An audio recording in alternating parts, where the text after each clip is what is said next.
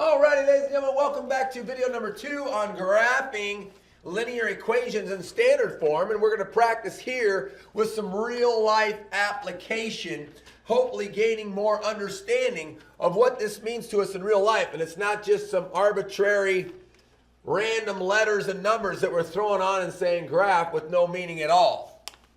So our situation says, our first one in this video says, you have $40 to spend on turkey and cheese for a party. At the deli, turkey is $10 per pound and cheese is $6 per pound. First thing you're going to ask us to do is write an equation in standard form to represent this situation where X is the number of pounds of turkey and Y is the number of pounds of cheese. Okay, well, we recall that our formula in standard form is AX plus BY is equal to C. And they've told us that X is the number of pounds of turkey. So when I go up to the situation and it says the pounds of turkey, I know that's going to be X. It also says the number of pounds of cheese is Y. So I'm going to take the cheese pounds and make that Y. And so I can start to fill out my standard form equation by saying, hey, for the turkey, it's $10 per pound times the number of pounds, X, plus for our cheese, we have $6 a pound for cheese times the number of pounds of cheese. Well, this all has to equal the amount of money we have to spend, and that's $40. Now, please understand, we don't actually have to spend all $40. We can choose to buy less and have money left over. But what this graph is going to show us, it's going to show us all the combinations for pounds of cheese and pounds of turkey that we could buy and spend exactly $40. And that's what B is going to ask us to do. Graph the equation. And so the first thing we remember is X is the number of pounds of turkey. So we come down here, pounds of turkey. And for our Y, it's the pounds of cheese. You always want to label your axes so you know what you're talking about. And the first thing I'm going to do is recognize that, hey, if I don't buy any cheese, if I make my Y 0, if I don't buy any cheese, that my X is going to be 10, because 40 divided by, I'm sorry, it's going to be 4, because 40 divided by 10 is 4. It's going to be 4. So I know that if X is 4, the most number of pounds of turkey I can buy is 4. So I'm going to go by half a pound. So skip a line 1 pound, skip a line 2 pounds, skip a line 3, skip a line 4, skip a line 5. I don't need any more than that.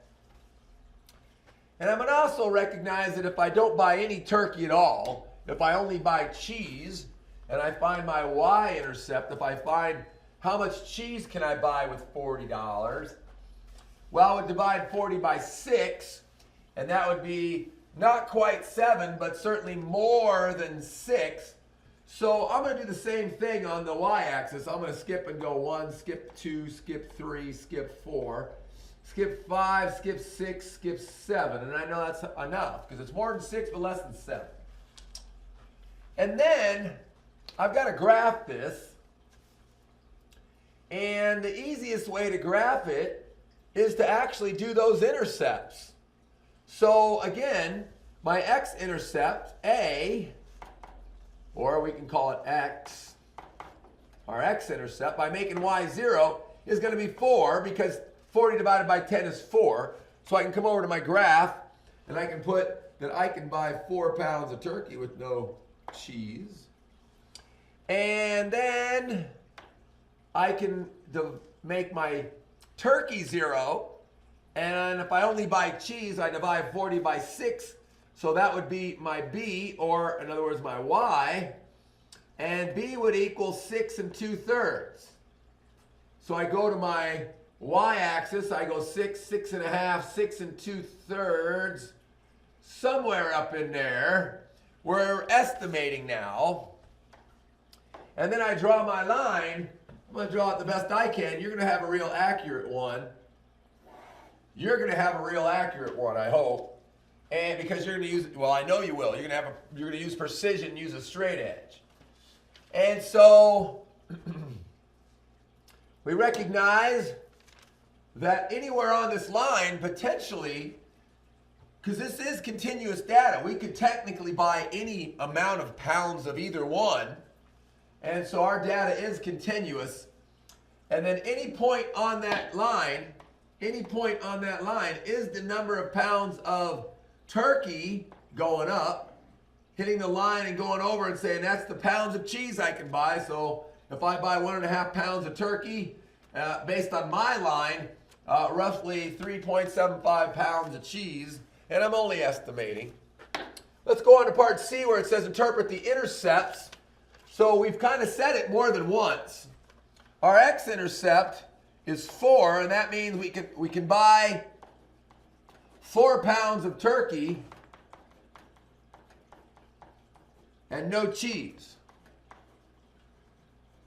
And the y is equal to 6 2/3, which means we can buy 6 2/3 pounds of cheese and no turkey. Make sense? I hope so. Make sure you're writing down any questions, highlight something, put a star next to it so we can talk about it in class. And our last example of the night, another real life situation, is you have 2 jobs. You earn $8 for each hour X that you can work as a restaurant host and $6 an hour for each hour that you work as a hair washer. Your earnings for the pay period are $144. Part A says write an equation in standard form that models your earnings. So we recall AX plus BY equals C for our standard form, and it tells us that $8 per hour X as a restaurant worker. So we'd have $8 per hour times the number of hours X for a restaurant worker, plus we have $6 an hour Y for our hair washer, so plus 6Y, $6 per hour times the number of hours Y. And our total earnings for that pay period, working both jobs, $144. Part B says find and interpret the X and Y, find the X and Y intercept. So I'm going to use a different color for that. So obviously if we make X 0, if we say, hey, I'm not working at all as a restaurant host this week, I'm only working as a hair washer, and so I divide 144 by 6, and I would get, I get 24. So my x-intercept B is 24. And my y-intercept B is 24. For my x-intercept, I'd make y 0, meaning I'm not working any hours as a hair washer, so I only work as a restaurant host, so I would take 144 and I'd divide it by 8, and I would get, what's that, 18. So A is 18, my x-intercept, my y-intercept, and C says graph the equation. All right, so X again being the number of hours worked as a restaurant, so number of hours restaurant, and Y number of hours as a hair washer.